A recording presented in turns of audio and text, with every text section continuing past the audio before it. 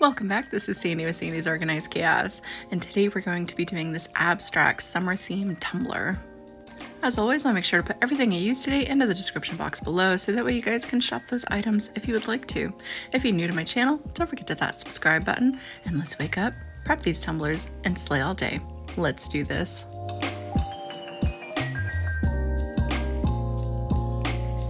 I went ahead and I prepped and primed my base, and I tell you what, guys, if you've worked with neon paints, you know, okay? So I painted it a white, I spray painted it white, and then I let it dry for about an hour, and then I spray painted it the neon yellow over top, but I guess the white underneath was not done curing yet or drying yet, so that's why that crackling occurs. It's just pulls the other paints on top with it, and that's why that happens so much or so often with these neon paints whenever you go to do it. But so I'm not too worried though. I'm gonna go ahead and use the epoxy method, and we're gonna lay this glitter down over top, and you won't even be able to see those cracks underneath. But if anybody has any good acrylic paints, neon acrylic paints that you know about, let me know in the comments. I'd love to hear your thoughts on what you like to use for neon paints, because it's gonna happen with the pink too. So I'm just saying. All right, moving on. I had 10 milliliters of epoxy. I went ahead and applied all 10 mLs right over top of my tumbler here. The reason why I use so much is because I'm using a chunky glitter, and that 10 mLs is really gonna help these chunkies lay completely flat for us. So I'm just gonna sprinkle some across the bottom, letting it drape over the sides a little bit. Then I move up to the top rim, making sure that I let it cascade down just a little bit. And now, because I have a handle tumbler today, I'm gonna go ahead and work on the handle a little bit as well, making sure I get the insides and top portion of that handle.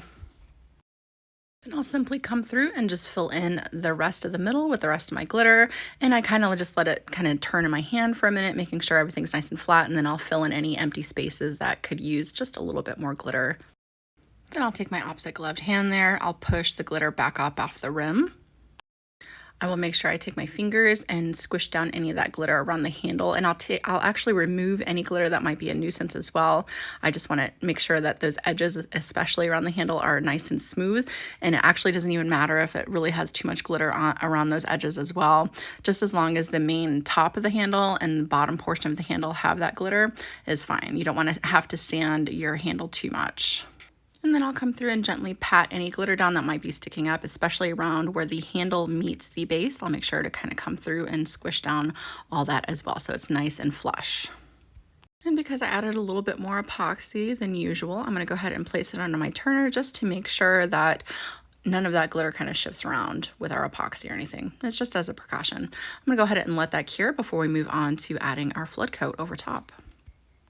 Now, after that has cured and you're ready to add your flood coat of epoxy over top of your raw glitter here, I like to go ahead and spray it down with some 2x Ultra just to make sure that the epoxy doesn't wick away off of my glitter. I've always done that. You know, another precaution. I'm gonna go ahead and add 20 milliliters of epoxy over top here. I'm gonna go ahead and place that onto my turner, doing up a couple rotations with my torch to pop any little micro bubbles. I'm gonna let that cure, and then we're ready to move on to the next step. All right, she is nice and cured, she's nice and smooth, and we're ready to move on here. So the first thing I'm going to do is I'm going to trim up my rim really good. Then I'm going to go ahead and sand down my rim.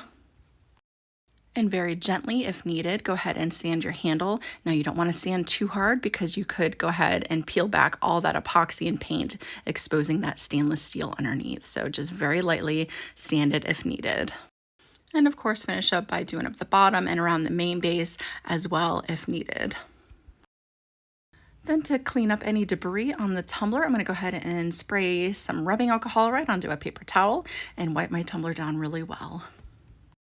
Now for part of our template, we need some of these little half suns. So super simple, 2.81 by 1.58 is what I cut the suns out in, and you can cut that, you know, we're going to be using these as peekaboos, so cut them in whatever vinyl you'd like. And then the pinstriping here is 11.5 by 0.07.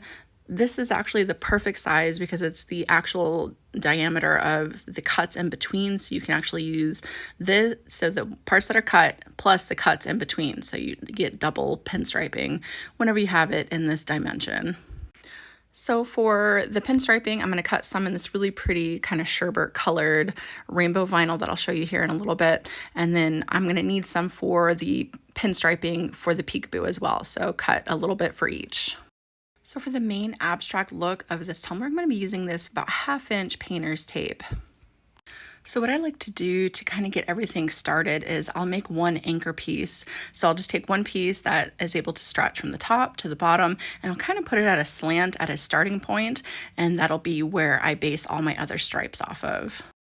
So we just want to keep in mind that anywhere where we put the tape is where our glitter, our yellow glitter underneath will still be exposed. And we are just creating these abstract shapes around the tumbler. So everything that's exposed will become that pink glittered area. So just keep that in mind as you're going. And another thing to keep in mind is you don't want to overcrowd your tape. You want nice big abstract areas. So the bigger the area you have, so that way you can put your sun and your pinstriping down, the better. So you just want to very abstractly add this tape around. So I've done a few of these so far. I've done a Halloween one, I've done a Christmas one, and this one is probably by far my most favorites so far, you know. But these are just so easy and fun to, if you just have a tumbler that you just have sitting there that you really honestly just don't know what to do with it, try doing this technique with it. I think it's just a really fun way to kind of add something to a tumbler, and you honestly don't know. You know, it doesn't matter what color. You could do anything you want with it. You could any type of peekaboo inside of it. I mean, the sky is the limit when it comes to these. So just have fun. You know, let your imagination flow.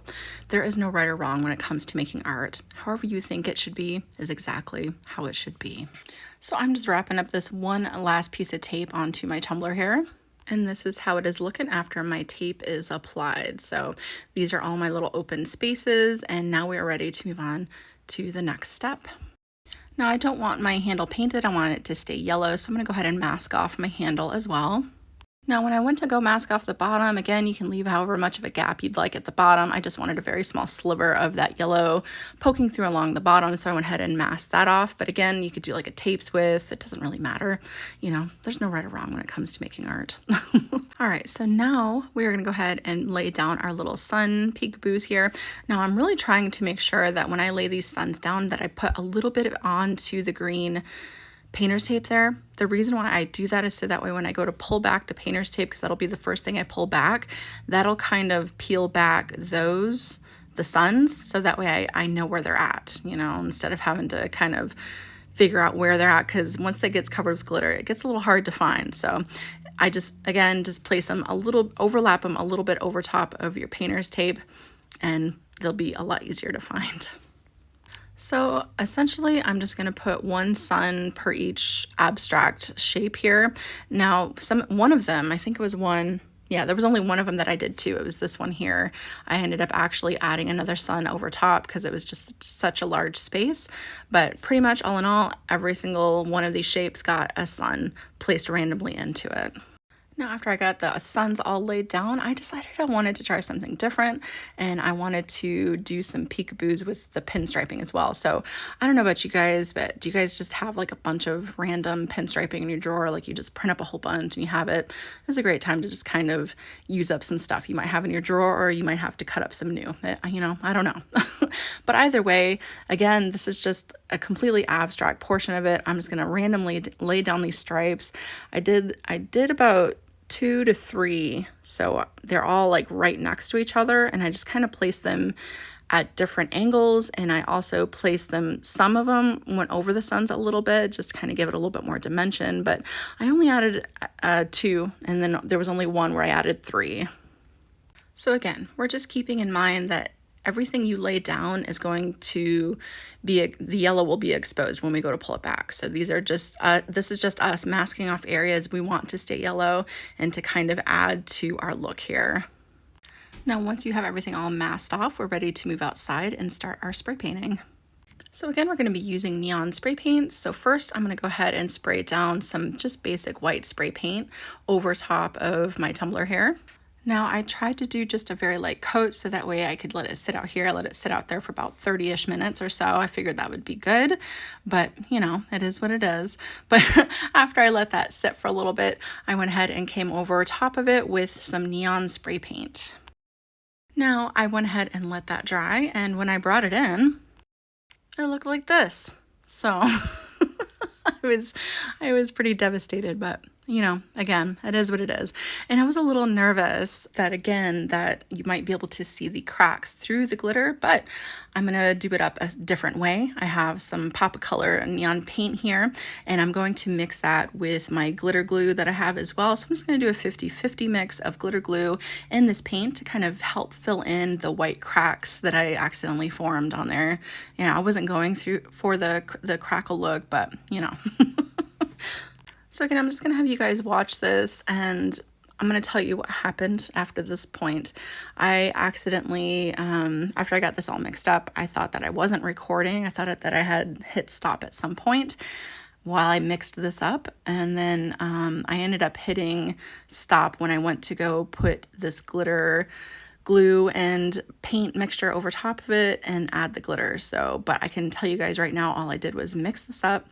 I applied it to my tumbler, and then I laid the glitter over top. And then where we're gonna catch up next is pretty much after I let it dry just for a little bit, probably for about 10-15 minutes. I let it dry, and then we're gonna go ahead and peel back the tape after we do that portion. So all you wanna do, lay it down over top, get your glitter on. Okay, I use taffy to go over top, and I'll show you guys that here in a second.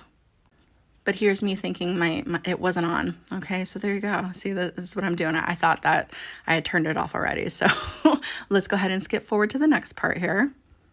All right, again, 10-15 minutes, and now we're gonna go ahead and start pulling all this tape back. But again, because we put our little suns over top, it made it a little bit easier to find them, because this really did give really good coverage. So you can't even see any of those cracks in there. Thank goodness. I was really nervous, but you can't see any of those cracks. So there we go. Good to go. Now, after I peeled everything back, I am going to set it off to the side and let that dry just a little bit longer, probably for about another hour or so that way I can come through and sweep any extra glitter off of it and not smudge my paints around. Okay, so moving on, after that has dried, we're going to take our chip brush and we're going to sweep any extra glitter off that just didn't get adhered down really, really well. This is extremely important, so that way those glitters don't shift around and muddle up the areas we don't want them in. Then I will take it outside, and I'm going to give it 2 light coatings of my 2x Ultra to really make sure that those glitters stay in place. After that has dried, I'll come in, and before I epoxy, I do the glove test. Absolutely no glitter should move around on you at all. And then we are ready to apply our epoxy over top of this raw glitter. And this is about 20 milliliters of epoxy that I'm going to put on over top here. After I get that applied, I place that onto my turner, do a couple rotations with my torch onto the epoxy to pop any little micro bubbles. Then I will go ahead and let that cure, and then we're ready to move on to the last step. So this vinyl that I use could be done up a few different ways. I wanted it to fade. I wanted that fade look, so I cut mine in that direction to fade. Or you could cut them in this direction, and you'd have yellow, you'd have orange, you'd have pink pinstripes. So if you did it that way, then you have all kinds of different colors. Or do it in the direction that I did to have that faded look. Now before I get started, I'm going to go ahead and cut the edge of my pinstriping so that way I can utilize the extra pinstriping in between each cut, like we had talked about earlier. So the rest of this is just making sure that we come through and we make a border of that pinstriping around our abstract shapes. Now, after I get going, I'm going to go ahead and show you guys how I like to make my cuts once those pinstriping start to meet up, once you start to do the other direction. So I'm going to show you guys how I like to finish up those corner pieces to give them a nice pointy edge. So leaving a little bit of overlap off to each side after you lay your pinstriping down, you're just going to go straight in the center, just like that, and you're going to go ahead and pull back the extra, and that's going to leave a very nice corner edge to our shapes. So I'm just going to go ahead and finish up doing my pinstriping around the outside of these shapes here. And after I got done doing the pinstriping around the outside, I had some pieces off to the side that were kind of big and still good to use. So I decided to come through and add just really random, a couple pieces here and there of this pinstriping in with my shapes in between, so to give it just a little bit extra of a look. But you could add as much of this as you would like. You know, if you wanted to fill up the inside with even more pinstriping, maybe different colors. Again, let your imagination flow when it comes to making your own art. Now, after you get all your pinstriping applied, all that is left to do is add a couple finishing coats of epoxy. I'm not going to add a quote to this time around. I feel like the art should just speak for itself with this one. And then she is good to go. Whether you take this design and duplicate it as is, or you take it and let it inspire you to create something that is completely your own, I hope that you guys had a lot of fun watching this tutorial today. Again, if you're new to my channel, don't forget to hit that subscribe button, and I will see you guys next time.